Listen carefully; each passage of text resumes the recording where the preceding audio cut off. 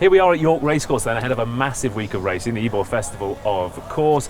4 days of incredible action in hopefully wonderful weather. Pretty typical that it hasn't rained or drizzled for 6 months, but it has now. We've arrived. Matt Rennie from the Racing Post is here, a Yorkshire lad, and yeah, big week for everyone, but especially for us proud Yorkshiremen. Oh, it's the North Cheltenham of the flat, isn't it? It's far bigger than Cheltenham for me anyway. Wonderful action across all 4 days, obviously a Group 1 on every day this year as well. The world's best race tomorrow in the Juddmonte International. What more can you want? And then ended on the week on a high with the ultra competitive Ebor handicap. It could be going to Ireland again, couldn't it? It's possible. It's certainly possible.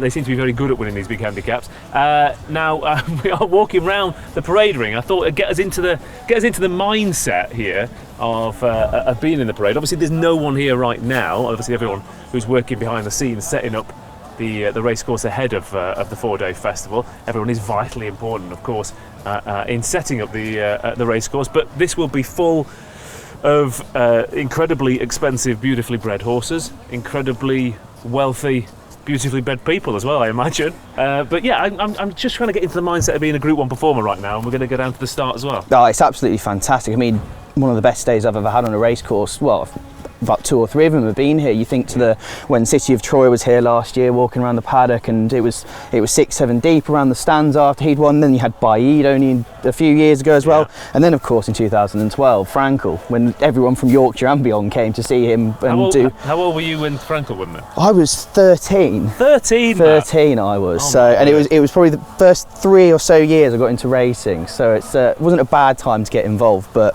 that was a truly special day.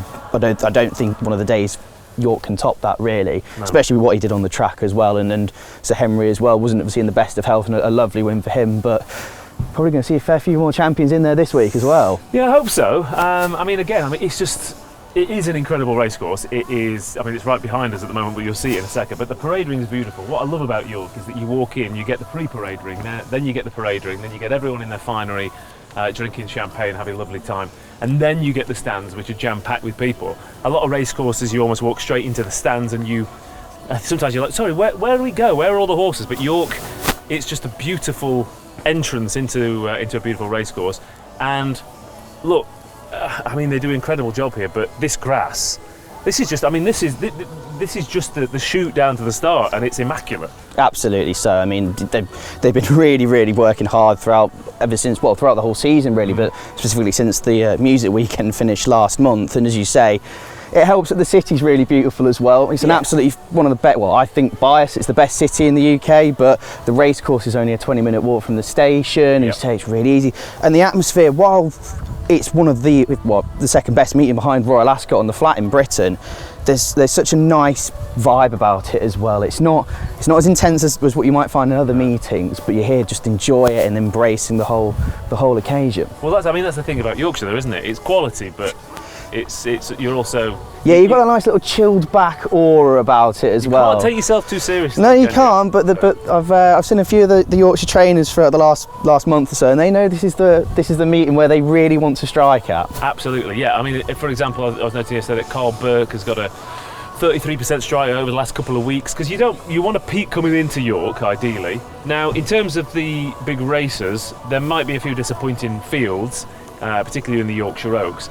The weird thing as well, statistically, I was looking back, Ballydoyle, Ed O'Brien's had as many winners at the Ebor Festival in the last 2 seasons as he did in the 10 seasons combined. I think it was 7 seasons combined. Put it that way, he suddenly has started targeting the Ebor meeting after quite a while of maybe getting his winners elsewhere, of mopping up at Ascot, at Epsom, and he's going to have a very strong hand this week. Yeah, if you think about it, he's sort of taking his foot off the gas on when it comes to the Guineas is at the start of the season. Yeah. And because of that, he's able to target York like there's more. As you remember last year, he had the Line in Winter, won the Acomb Stakes, Los Angeles, the Irish Derby winner, won the Great Voltigeur before City of Troy did what he did in the Juddmonte. Yeah. And it's a real tonic for York, probably, for what they've put into the sport, that a dual Derby winner's going for the Great Voltigeur tomorrow in Lambourn. Absolutely. Obviously, it'd been great if those two had clashed in the Juddmonte against Delacroix, but Lambourn hopefully is going to be a rare dual Derby winner to have a go at the St Leger later in the season as well. So, and the Yorkshire Oaks, of course, traditionally, over the past few years has been,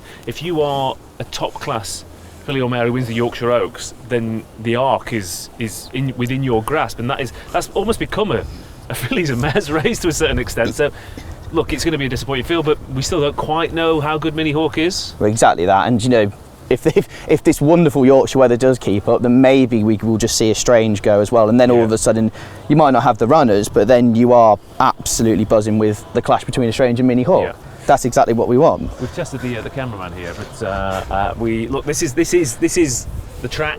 This is the winning line right here. It is. I mean, look at it. It is. Look at it. Look at this. It is. I don't know about your. Do you have a garden? I don't have a garden, but I have a bit of grass near my house. It doesn't look like this, does it? No, definitely not. Especially with all the scorched barbecues people are having on it this summer. Yeah, that is true. I mean, that is as thick as a carpet. It's absolutely beautiful. Now, talking about the track, it is, as you can see down here, it is flat. It is galloping. It is a speed track. It's not. There's not your stiff finish at Ascot. Some race courses you actually come to and you go, oh, that actually looks different to what it does on track. I think York.